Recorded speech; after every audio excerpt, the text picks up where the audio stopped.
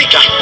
Gereja-gereja udah tutup, gereja beralih fungsi, gereja jadi pasar, gereja jadi bioskop, bahkan ada gereja jadi masjid.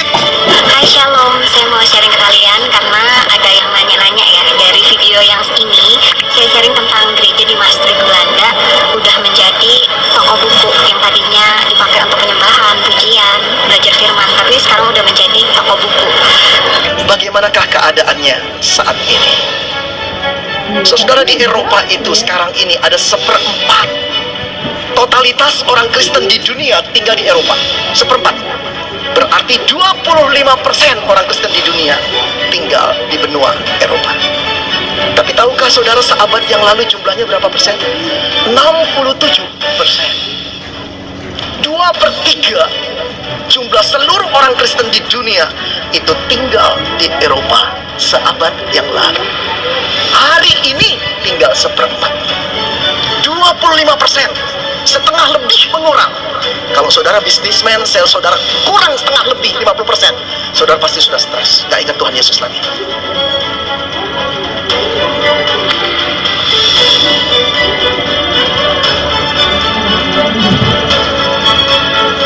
Saudara yang dikasihi Tuhan, itulah keadaannya. Gereja-gereja dari berbagai denominasi utama di Eropa seperti gereja Presbyterian, gereja Anglikan, gereja-gereja Reform, Lutheran, saudara, juga termasuk Baptis, termasuk juga orang-orang Katolik, Roma Katolik di dalamnya, menurun dengan begitu dahsyatnya di Eropa. Sekarang mari kita pergi ke satu negara, singkat saja, di Jerman. Apa yang terjadi? Saudara, sebuah sumber mengatakan semakin banyak orang Jerman dewasa ini bukan pergi ke gereja, tapi pergi kepada para dukun-dukun, ahli-ahli sihir untuk mendapat penghiburan yang dulunya mereka dapat di gereja. Saudara yang dikasihi Tuhan, banyak gereja di Jerman telah kosong, terpaksa ditutup karena tidak ada jemaat yang datang lagi. Bagaimana di Inggris? Saudara, koresponden dari koresponden agama dari Daily Telegraph London menuliskan bahwa hari ini penduduk Inggris yang pergi ke gereja di hari Minggu hanya 2%.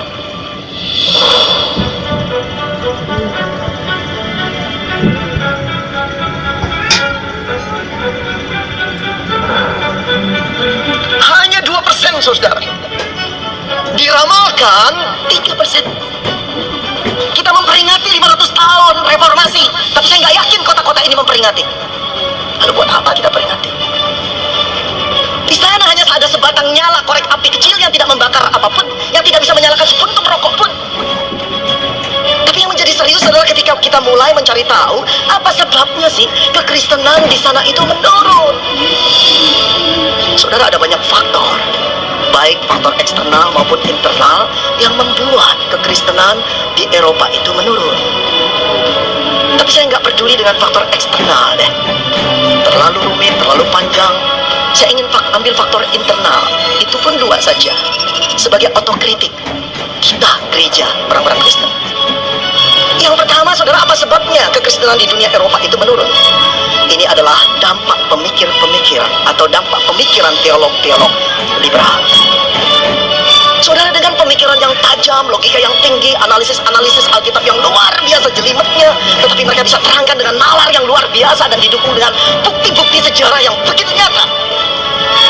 Para teolog-teolog ini menolak Alkitab sebagai firman Allah, Alkitab sebagai satu-satunya standar tertinggi hidup manusia yang diberikan Tuhan. Dengan logika yang tajam, mereka menolak keilahian Yesus dan bisa membuktikan bahwa Yesus tidak pernah mengklaim dirinya sebagai Allah. Dan mereka berkata, tidak pernah benar bahwa Yesus menyatakan dia adalah jalan satu-satunya sampai kepada Bapa. Tidak. Semua agama mempunyai jalannya sendiri-sendiri untuk sampai ke surga, dan semua agama itu sah.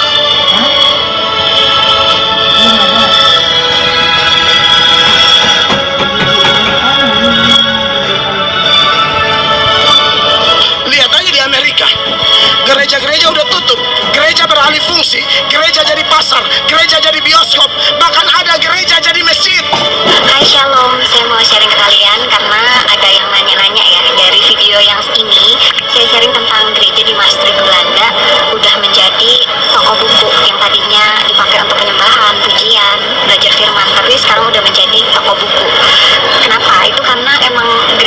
Belanda itu faktanya emang banyak yang kosong, teman-teman. Jadi orang-orang udah nggak beribadah lagi, dan untuk maintenance gereja besar itu sendiri membutuhkan uang. Jadi sama pemerintah dijadikan museum, dijadikan toko buku yang kayak di video ini ya, dan dijadikan banyak fungsi lain yang bukan gereja. Jadi totally mereka memang berubah fungsi, tidak menjadi gereja lagi.